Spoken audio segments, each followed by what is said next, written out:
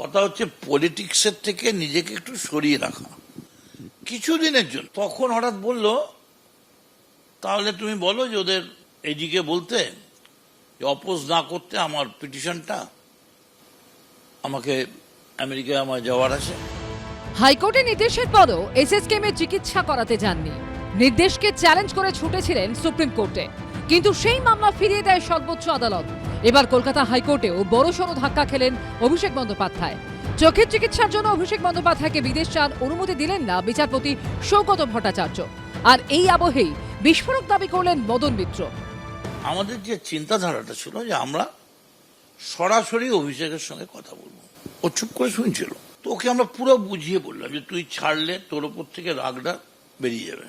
সবটা শুনে অভিষেক বলো, তুমি একটা কাজ করো, তুমি ওদের বলো আমার বিদেশ যাত্রার পারমিশনটা দিয়ে দিতে।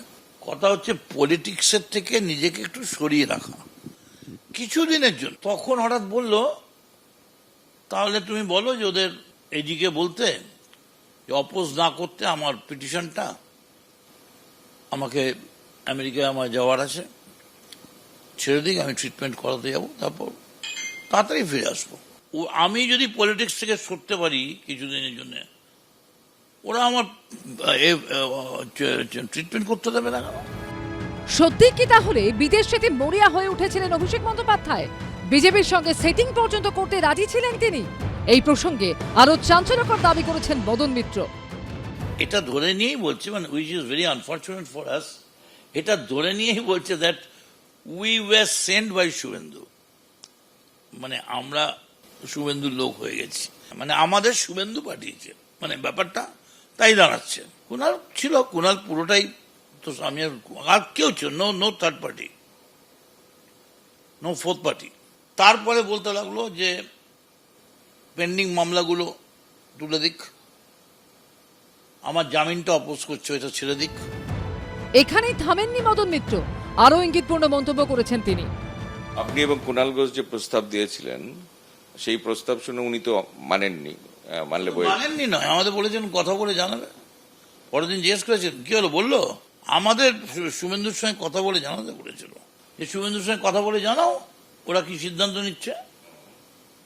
তারপরের দিন আমাদের বললো কি হলো, বলেছিলাম না ওরা ছাড়বে না আমায়, ও আমার ট্রিটমেন্ট করাবার জন্য বিদেশ যেতে দেবে না। মদন মিত্রর দাবি ঘিরে রহস্য আরো ঘনীভূত হলো। কৃষ্ণেন্দু অধিকারী রিপোর্ট, এবিপি আনন্দ। ওই যে একটা জিদে দাঁড়িয়ে গেল যে আমাকে বিদেশ যেতেই হবে, আমি যাবই।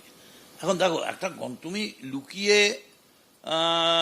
ব্যাংকক হয়ে, নেপাল হয়ে, ভানুতুতু হয়ে তুমি জামাইকা পালিয়ে যেতে পারো। ভোটে ভরাডুবির পর একের পর এক মামলার চাপে বিধ্বস্ত অভিষেক বন্দ্যোপাধ্যায়। এই প্রেক্ষাপটে তার বিদেশ যাত্রার আবেদন নিয়ে বিস্ফোরক দাবি করলেন মদন মিত্র। অভিষেক বন্দ্যোপাধ্যায়ের ঘনিষ্ঠ বলে পরিচিত যুব তৃণমূলের একদা সাধারণ সম্পাদক বিনয় মিশ্র গরু পাচার থেকে শুরু করে কয়লা পাচার একাধিক কেলেঙ্কারিতে যিনি অভিযুক্ত, কেন্দ্রীয় এজেন্সি যাকে হন্যে হয়ে খুঁজছে, সেই বিনয় মিশ্র নাকি ভারতের গণ্ডি ছাড়িয়ে এখন গা ঢাকা দিয়ে রয়েছেন দক্ষিণ প্রশান্ত মহাসাগরের মাঝে ছোট্ট দ্বীপরাষ্ট্র ভানুয়াতুতে। আজও তাকে ধরতে পারেনি কেন্দ্রীয় এজেন্সি, ধরাছোঁয়ার বাইরে তিনি।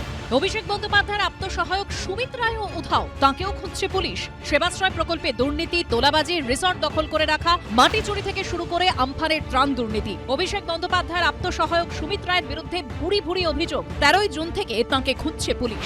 শালবনী থানায় দায়ের হওয়া জমি দুর্নীতির মামলায় মঙ্গলবার তাঁর নিউ আলিপুরের বাড়িতে তল্লাশি চালায় সিআইডি, কিন্তু সুমিত রায়ের এখনো কোনো খোঁজ নেই। এই পরিস্থিতিতে বুধবার সুমিতের ঠিকানায় পৌঁছয় এবিপি আনন্দ। গতকাল শালবনী থানার মামলায় সিআইডির তদন্তকারী আধিকারিকরা নিউ আলিপুরের এই বাড়িতে এসেই তল্লাশি অভিযান চালান।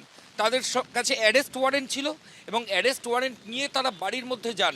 বাড়ির বারান্দা এবং ছাদে তল্লাশি অভিযান চালানো হয়, কিন্তু সুমিত রায়ের কোনো খোঁজ পাওয়া যায়নি। আজ আবার আমরা সুমিত রায়ের বাড়ির সামনে এসেছি। সুমিতবাবু বাড়িতে আছেন? সুমিতবাবু বাড়িতে আছেন? দুটো গেট সম্পূর্ণ বন্ধ, বাড়ির কেউ কোনো সাড়া শব্দ দিচ্ছে না। এর আগে তোলাবাজির একটি মামলায় অভিষেক বন্দ্যোপাধ্যায়ের আত্মসহায়ক সুমিত রায়ের নিউ আলিপুরের ঠিকানায় পৌঁছেছিল পুলিশ। ছেলে পালিয়ে গেল কেন? চাইবো তাড়াতাড়ি সব কিছু কোথায় গেছে? 13 জুন মাঝরাতে সুমিত রায়ের মোবাইল ফোনের টাওয়ার লোকেশন ধরে অভিষেক বন্দ্যোপাধ্যায়ের কালীঘাটের বাড়িতে গেছিল পুলিশ। রাতভর বাড়ির দরজায় অপেক্ষার পর সকালে বাড়ির সামনের দুটি গেটের তালা ভেঙে অভিষেক বন্দ্যোপাধ্যায়ের বাড়িতে ঢোকে পুলিশ। প্রায় 1.5 ঘন্টা তল্লাশি চালিয়েও খোঁজ পাওয়া যায়নি অভিষেক বন্দ্যোপাধ্যায়ের আত্মসহায়ক সুমিত রায়ের। সেই থেকেই বেপাত্তা তিনি। অনেক আগেই দেশ ছেড়েছেন গরু ও কয়লা পাচার কাণ্ডে অন্যতম অভিযুক্ত বিনয় মিশ্র। খোঁজ নেই অভিষেক বন্দ্যোপাধ্যায়ের আত্মসহায়ক সুমিত রায়ের। এই আবহেই অভিষেক বন্দ্যোপাধ্যায়ের বিদেশ যাত্রার আবেদন নিয়ে বিস্ফোরক দাবি করলেন মদন মিত্র। মৌজাকর চক্রবর্তী, শিবাশিস মৌলিক ও আশাবুল হোসেনের রিপোর্ট, এবিপি আনন্দ। এবিপি আনন্দ, এগিয়ে থাকে, এগিয়ে রাখে।